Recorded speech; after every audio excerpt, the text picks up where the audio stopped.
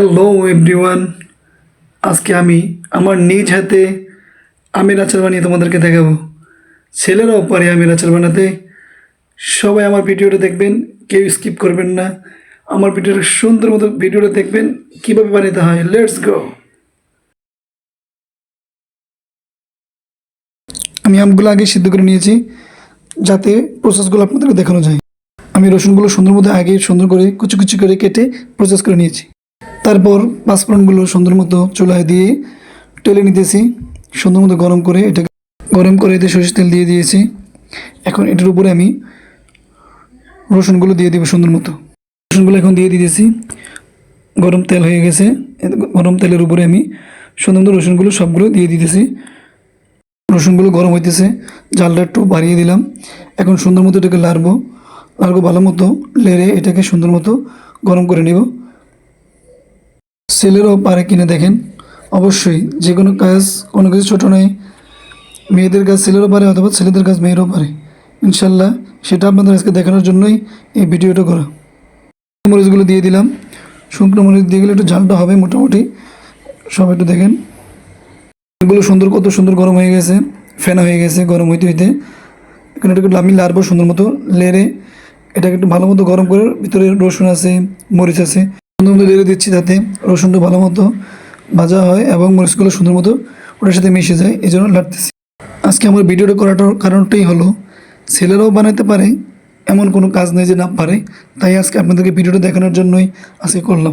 মতো লবণ দিয়ে দিলাম। লবণ দিয়ে সুন্দর আমগুলোকে সুন্দর মতো গরম তেলের ভিতরে ছেড়ে দিতেছি। সুন্দর মতো দিয়ে এটাকে মিশ্রণ করব। আমগুলো অনেক সুন্দর কাঁচা আম পেয়েছি, এটাকে সুন্দর মতো প্রসেস করে সিদ্ধ করে আজকে আচার বানানোর জন্য আমি প্রস্তুত। আমগুলো দেওয়া শেষ, সবগুলো দিয়ে সুন্দর মতো এটাকে লাড়বো।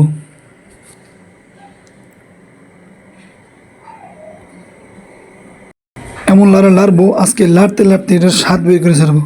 ছেলেরও পারে না বলছে কি আজকে দেখিয়ে ছাড়বো। আরও অনেক আচার বানিয়েছি ঘরের জন্য। যখন প্রয়োজন হয় আমি আচারটা বানিয়ে সুন্দর মতো রেখে দিই। মনে যখন চায় তখন বের করে সবসময় এটার সাথে খাওয়ার চেষ্টা করি, পরিবেশন করি। আজকে এমনভাবে লাড়বো সবাই একটু দেখেন। আমের আচার খেতে যে কত মজা আজকে আপনাদের বানিয়ে দেখাচ্ছি। কালারটা কেমন আছে সবাই দেখেন তো। কালারটা হেভি আসছে, সুন্দর মতো গরম করার কারণে, ভালো মতো লাগার কারণে আমের যে কালারটা খুব সুন্দর একটা কালার এসছে, টক। তাই আমের স্বাদ বানানোর জন্য চিনি দিয়ে দিলাম পরিমাণ মতো। স্বাদ মতো চিনি দিবেন।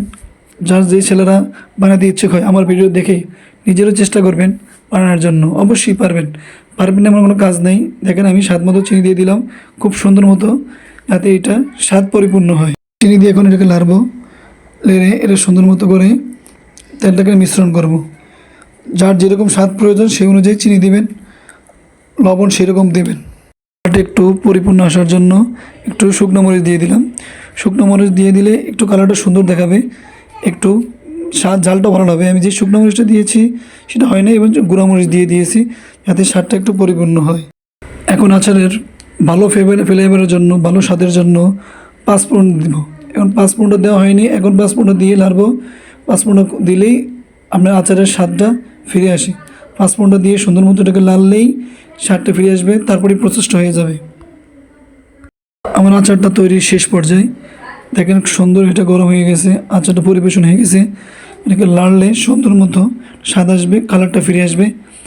এরকম যদি কারো আচার বানাতে ইচ্ছা হয়, ছেলে হোক আবার আরও ছোটো ছোটো যারা আগ্রহী তারা বানানোর চেষ্টা করবেন।